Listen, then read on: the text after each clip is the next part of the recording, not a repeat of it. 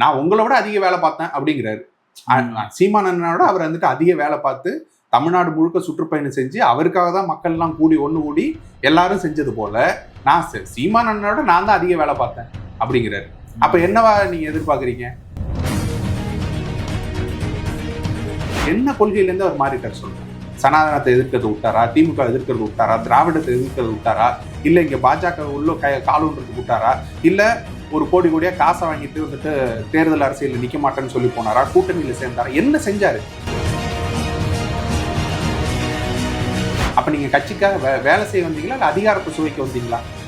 நான் என்ன வந்துட்டு கேட்டு வேட்பாளர் நிறுத்த மாட்டார். நான் வேட்பாளராக நிக்கலாம்னு நினைச்சேன், வேற யாரையோ வேட்பாளராக நிற்கிறாங்க. நான் இங்க கட்சிக்காக வேலை பார்த்தேன், நான் என்ன வேட்பாளரை நிறுத்த மாட்டாங்க அப்படின்னா நீங்க வேட்பாளராக நிக்கிறதுக்காக தான் வேலை பார்த்தீங்களா? அப்போ இரண்டாம் கட்ட தலைவர்களே வளர விட மாட்டாருன்னா முதல் கட்ட தலைவரே இன்னும் அவர் வளர்ந்து நிக்கலையே, அவர் முதல்ல ஜெயிக்க வச்சிங்களா? இதெல்லாம் வந்துட்டு பல விஷயங்கள் வெளில சொல்ல முடியாத அளவுக்கு தவறுகளை செய்யறாங்க. பல விஷயங்கள் வந்துட்டு பண கையாடலுக்கு நடக்குது. என் பேரை சொல்லி நீ கையாடல் நடத்தினேன்னு நான் இப்ப சொன்னேன்னா மற்ற நிர்வாகிகள் மீது ஒரு நம்பிக்கை இழப்பு வருமா இல்லையா? அவர்கள் வளர்ற பருவத்தில் வந்துட்டு நாம் தமிழரை பயன்படுத்தி கொண்டு அவர்கள் வளருவார்கள். கரிகாலனா இருக்கட்டும், இவங்களா இருக்கட்டும், பல பேர் நீங்க எடுத்து பார்த்தீங்கன்னா அந்த மாதிரி வரும். பேசு தமிழாவா இருக்கட்டும், பல பேர் வந்துட்டு நாம் தமிழரை ஆதரவா வச்சு அவங்க வந்துட்டு வளருவாங்க. வளர்ந்த பிறகு அப்படியே மொத்தமா மாறுவாங்க. அதுதான் சொன்னேன், கொள்கையின்பால் உருவாக்கப்பட்ட நபர்கள் அது போல மாற மாட்டாங்க. அவங்க கொண்ட கொள்கையின்பால் நிற்பாங்க.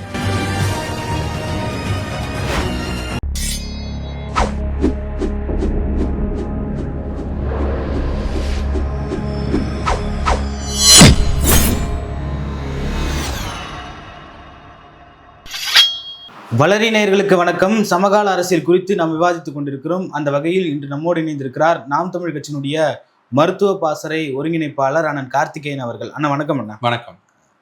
நாம் தமிழ் கட்சியில சமீப காலங்களாக மாவட்ட நிர்வாகிகளும் மற்றும் சில நிர்வாகிகள்லாம் கட்சி விட்டு நீங்கிறாங்க.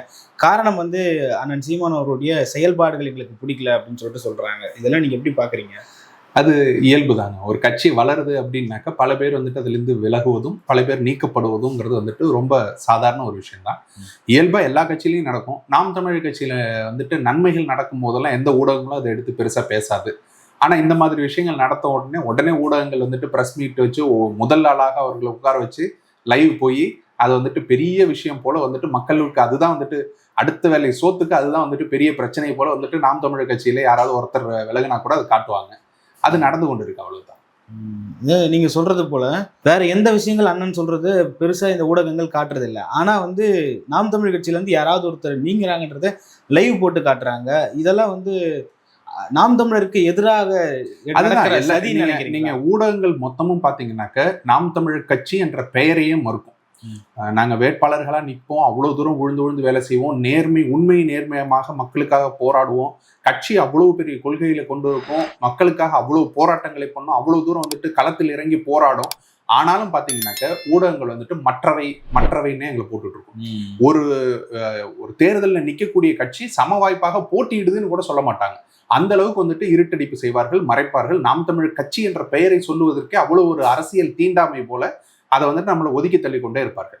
அது ஏன் அப்படிங்கறத நீங்க புரிஞ்சுக்கிட்டீங்கன்னாக்க அதுக்குள்ள இருக்கக்கூடிய ஒவ்வொரு பெரிய நிறுவனம், ஒவ்வொரு மீடியா நிறுவனத்துக்குள்ளேயும் எவ்வளவு தூரம் வந்துட்டு இந்த திராவிட லாபிகள் உள்ள இருக்கு அப்படிங்கிறது உங்களுக்கு தெரியும்.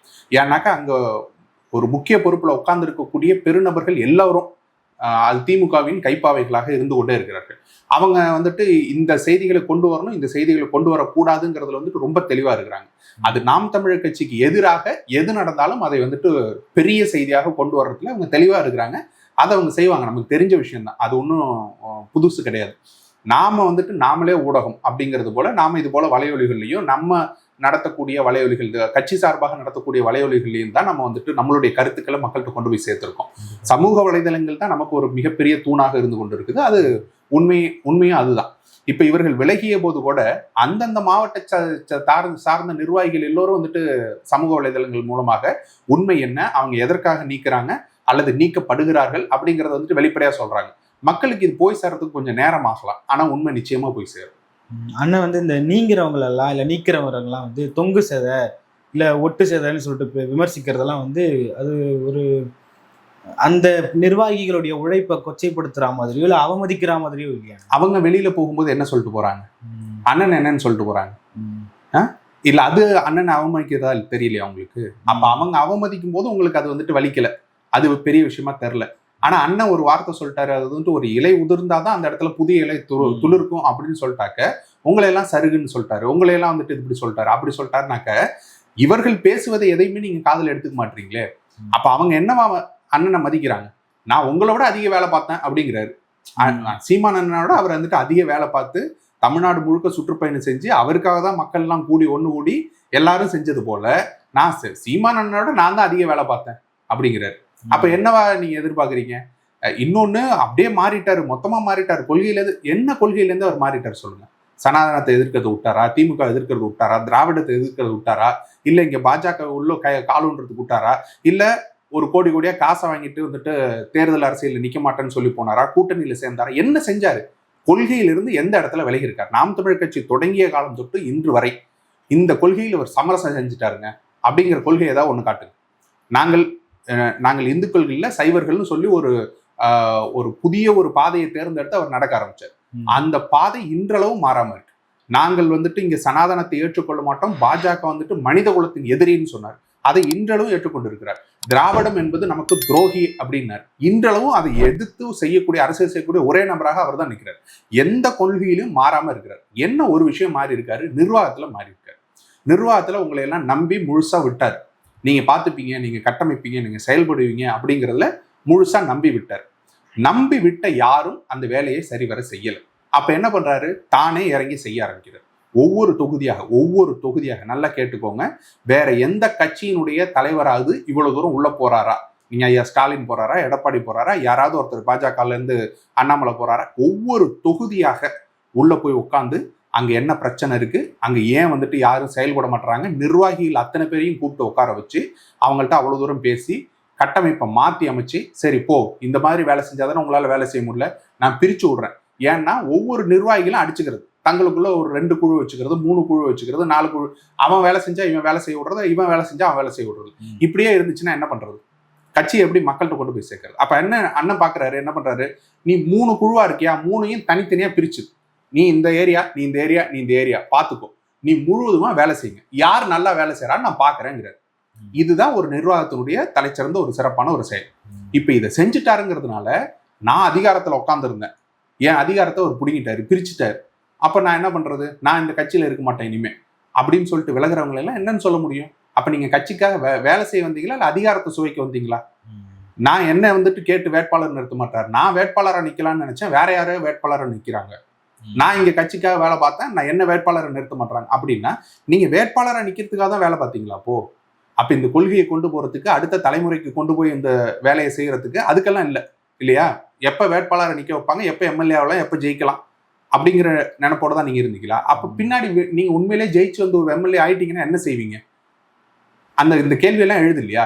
ஒரு நிர்வாகியா இருக்குங்க. இப்ப நான் இருக்கேன், எனக்கு இன்னைக்கு வாய்ப்பு கொடுக்கப்படலாம், நாளைக்கு வாய்ப்பு மறுக்கப்படலாம். இப்ப இந்த கடந்த நாடாளுமன்ற தேர்தலில் கடைசி நொடியில தான் எனக்கு வாய்ப்பு கொடுக்கப்பட்டது. அதுக்கு முன்னாடி வரைக்கும் நான் வந்துட்டு நாடாளுமன்ற தேர்தல் நிக்கிறது இல்லைங்கிறதா இருந்துச்சு. சோ அப்படிப்பட்ட நிலைமை இருக்கும்போது நான் கட்சியை விட்டு உடனே ஓடிடுவேனா? அப்ப ஓடிட்டேனாக்க நான் கொண்ட கொள்கை என்ன ஆகும்? இப்ப அடுத்த தேர்தலில் வந்துட்டு வாய்ப்பு கொடுக்கப்படுமா, கொடுக்கப்படுதா, அதை பத்தி எல்லாம் யோசிக்கிறதே இல்லை. ஏன்னா நமக்கு செய்ய வேண்டிய வேலைகள் அவ்வளவு தூரம் இருக்கு. மக்கள்கிட்ட இந்த கருத்தை கொண்டு போய் சேர்க்கறதுக்கு அவ்வளவு தூரம் வேலைகள் நம்ம செய்ய வேண்டியது இருக்கு.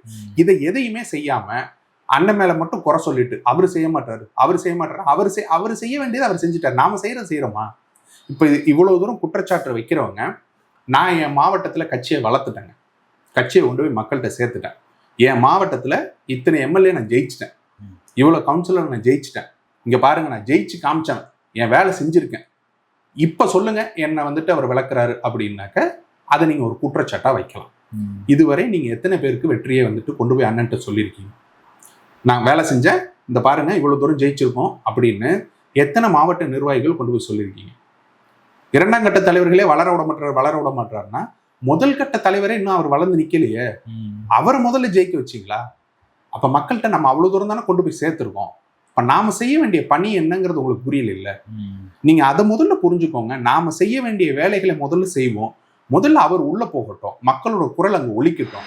நாம அடுத்தடுத்து உள்ள போறோம்னாக்கா அடுத்தடுத்த தலைவர்கள் தானா உருவாவாங்க, உங்களால தடுக்கவே முடியாது. யாராலையும் தடுக்க முடியாது. 2ஆம் கட்ட தலைவர்கள் தானா உருவாவாங்க. அது வரைக்கும் காத்திருக்கிறதுல உங்களுக்கு என்ன பிரச்சனை? அப்ப நீங்க அண்ணன் சொல்லும் போது பல மேடைகள்ல சொல்லியிருக்காரு, இது வந்துட்டு ஒரு தொடர் ஓட்டம். வேற ஒரு கையில இருந்துச்சு, எங்க கையில வந்திருக்கு. நாங்க ஓடிக்கொண்டு இருக்கிறோம். நாங்க ஜெயிக்கிறோமோ தோக்குறோமோ சாகிற வரைக்கும் ஓடுவோம். ஓடிய பிறகு எங்களுக்கு வந்துட்டு கடைசி நேரத்துல இது எங்களால வெல்லவே முடியலன்னா கூட இது இன்னொரு கைக்கு கை மாத்தி விட்டு போவோம். இது மிக நீண்ட மராத்தான் ஓட்டம்ங்கிறது சொல்றாரு. நீங்க 100 மீட்டர் மாதிரி நான் இன்னைக்கு ஆரம்பிச்சேன் நாளைக்கு ஜெயிச்சணும்னு நினைச்சீங்கன்னா அதுக்கு உண்டான பாதை இது இல்லை. அவர்கள் விலகி போறதுல எந்த பிரச்சனையும் இல்லை. சமூக வலைதளங்கள்ல வந்து நாம் தமிழர் கட்சியுடைய தம்பி தங்கைகள்னாலே பாசம் தான். அப்போ நாம் தமிழர் 1000 விமர்சனங்கள் இருந்தாலும் நாம் தமிழருடைய அந்த கொள்கை கோட்பாடு, அண்ணன் சீமானுடைய அந்த லாங் விஷன் இதெல்லாம் பார்க்குறப்போ அதெல்லாம் ஏற்றுக்கிட்ட தலைவரை நாங்கள் நம்பி நிற்கிறோம் அப்படின்னு சொல்லிட்டு வேறொரு கட்சியில் வேறொரு அமைப்பில் இருக்கிறவங்கலாம் வந்து ட்வீட் போகிறத நம்ம பார்த்துருக்கோம். இதெல்லாம் பார்க்குறப்போ நாம் தமிழர் கட்சியுடைய நிர்வாகிகள் புரிஞ்சிக்காத அளவு மற்றவங்களாம் புரிஞ்சுக்கிறாங்களே. இல்லைங்க, எல்லாருக்கும் ஒரு புரிதல் இல்லாமல்லாம் உள்ள வரல. நான் அவங்கள அவ்வளோ தூரம்லாம் வந்துட்டு மட்டமாக பேச விரும்பல. எல்லாரும் ஒரு புரிதலோடு தான் உள்ள வர்றாங்க. எங்க மாறுதல் நடக்குதுன்னாக்க அவர்களுக்கு ஒரு பொறுப்பு கொடுத்து அவர்களை முதன்மைப்படுத்தி நிற்க வச்சு உட்கார வச்சு நீ இதை செய்ய அப்படின்னு சொல்லி அண்ணன் வந்து தட்டி கொடுத்து மேலே கொண்டு வர்றாரு.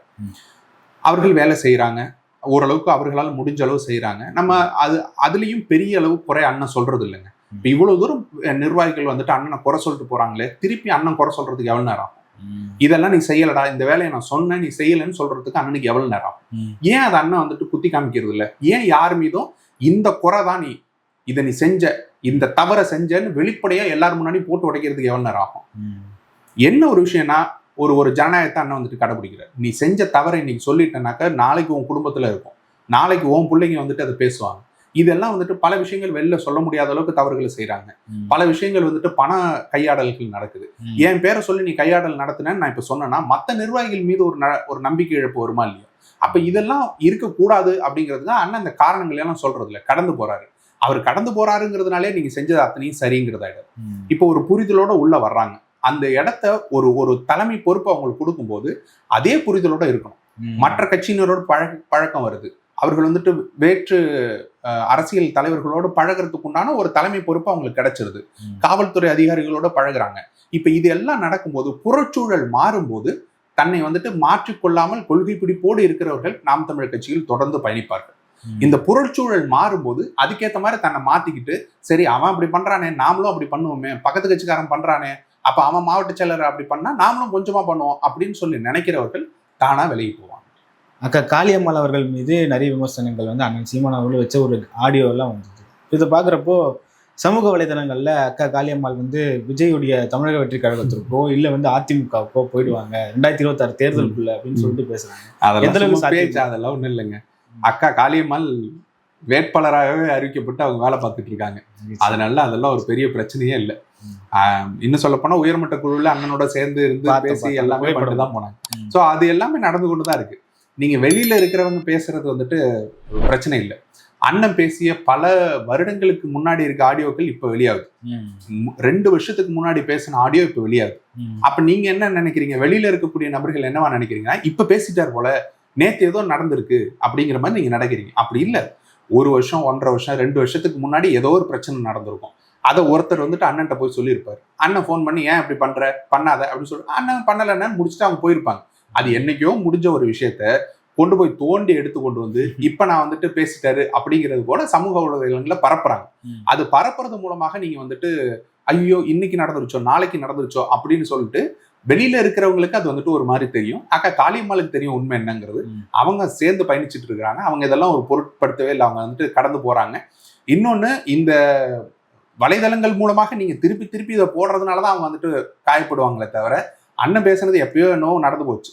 நீங்க எல்லாம் போயிட்டு அவங்கள தோண்டி நோண்டி விட்டுட்டு இருக்கிறதுனாலதான் அவங்களுக்கு கஷ்டமா இருக்கும். ஸோ அதை விட்டுட்டு நம்ம கடந்து போகலாம். அவங்க வேலை செய்ய ஆரம்பிச்சிட்டாங்க. 2026 தேர்தலுக்கு உண்டான வேலையை அக்கா செய்ய ஆரம்பிச்சிட்டாங்க. அதை பார்த்துப்பாங்க. சமூக ஊடகங்கள் தான் நாம் தமிழர் கட்சியுடைய பலம். அதாவது அந்த ஐடிவி போன்ற சமூக ஊடகங்கள், அது இல்லாமல் வலைவலிகள், நாம் தமிழரை ஆதரிக்கக்கூடிய வலைவலிகள் வந்து நாம் தமிழர் கட்சிக்கு பலம் சேர்க்குதுன்னு சொல்லிட்டு நம்ம எல்லாம் பேசுகிறோம். ஆனால் வந்து அவங்க வளர்ற வரைக்கும் நாம் தமிழர் கட்சியுடைய நிர்வாகிகளையோ நாம் தமிழர் கட்சியுடைய உறுப்பினர்களையோ நாம் தமிழர் கட்சியுடைய ஆதரவாளர்களையோ பயன்படுத்திக்கிட்டு வளர்ந்த பிறகு நாம் தமிழர் கட்சிக்கு ஆதரவில்லை அப்படின்னு சொல்ற நிலைப்பாடை நீங்க எப்படி பாக்குறீங்க? இல்ல, பல பேர் நம்ம வந்துட்டு அதுல சொல்லலாம். ஆனா ராவணா வலையிலேயே நான் அப்படி பார்க்கல. ஐயா ஏகலைவன் ஐயா வந்துட்டு அவர் தமிழ் தேசியத்தின் ஆதரவாளராக தான் எப்பயும் இருந்திருக்காரு. அப்படிதான் இருப்பாருன்னு நான் நினைக்கிறேன், நம்புறேன். இன்னும் சொல்ல போனா மற்றவர்கள் இப்ப தமிழ் கேள்வி செந்தில்லாம் எடுத்து பார்த்தீங்கன்னா அவர் வந்துட்டு பெருமளவில் வளர்ந்தது அண்ணன் சீமானை பேசி இது பண்ணி தான். நீங்க பல பேர் அது மாதிரி உதாரணமா சொல்லலாம். அவர்கள் வளர்ற பருவத்துல வந்துட்டு நாம் தமிழரை பயன்படுத்தி கொண்டு அவர்கள் வளருவார்கள். கரிகாலனா இருக்கட்டும், இவங்களா இருக்கட்டும், பல பேர் நீங்க எடுத்து பார்த்தீங்கன்னா அந்த மாதிரி வரும். பேசு தமிழாவா இருக்கட்டும், பல பேர் வந்துட்டு நாம் தமிழரை ஆதரவா வச்சு அவங்க வந்துட்டு வளருவாங்க. வளர்ந்த பிறகு அப்படியே மொத்தமா மாறுவாங்க. அதுதான் சொன்னேன், கொள்கையின்பால் உருவாக்கப்பட்ட நபர்கள் அது போல மாற மாட்டாங்க. அவங்க கொண்ட கொள்கையின்பால் நிற்பாங்க. அதனாலதான் ராவணன் வலையொலியை நான் அது கூட நான் சேர்க்கல. ஏன்னா அவர் தமிழ் தேசிய சித்தாந்தத்திற்பால் நிற்கக்கூடிய நபர். அப்ப அவர் வந்துட்டு இன்னைக்கு நான் நாம் தமிழரை ஆதரிக்கவே இல்லைன்னு அவர் சொன்னா கூட அவர் வந்துட்டு தமிழ் தேசியத்தின்பால் நிற்பார் அப்படிங்கிறத நான் நம்புறேன். ஆனா மற்ற நபர்கள் எடுத்து பாத்தீங்கன்னாக்க இப்ப பாரிசாலனா இருக்கட்டும், தமிழ் தேசியத்தின் கொள்கையின்பால் நிற்கக்கூடிய, நாம் தமிழ் கட்சி ஆதரவு இல்லை, நாம் தமிழ் கட்சியை நான் விமர்சிப்பேன்னு சொன்னாலும் தமிழ் தேசியத்தின்பால் நிற்கக்கூடிய நபர்கள் அவங்க எல்லாம். ஆனா மற்ற நபர்கள் எடுத்து பாத்தீங்கன்னாக்க புறச்சூழல் மாறும்போது நான் கொள்கையெல்லாம் வச்சிடலைங்க, எனக்கு எந்த பக்கத்துல இருந்து காசு வந்தாலும் போதும் அப்படிங்கிறவங்க சீமானை போட்டா திட்டுனா போதும், நமக்கு பணம் வருது, நிறைய பேர் அதை பாக்குறாங்கன்னு தெரிஞ்சுக்கிட்டாங்கன்னா அதை போட்டு அவங்க திட்டிக்கிட்டே இருப்பாங்க. அதை நம்ம புறந்தள்ளிட்டு போறதுதான் நமக்கு நல்லதுன்னு நினைக்கிறேன்.